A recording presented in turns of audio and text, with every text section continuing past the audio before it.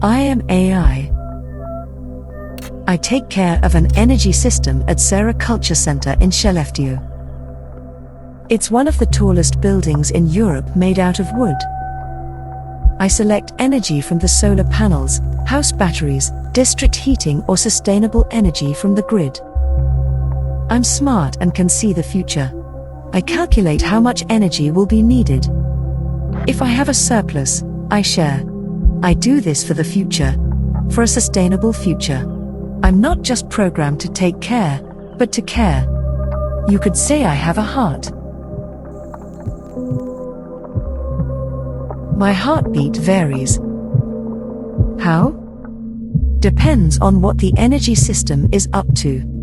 If I'm sharing my energy, or if I'm receiving energy, if I'm storing energy, or if I'm using stored energy. The heart of wood hangs above the entrance. And thanks to it, the energy system has become a part of culture in Skellefteå.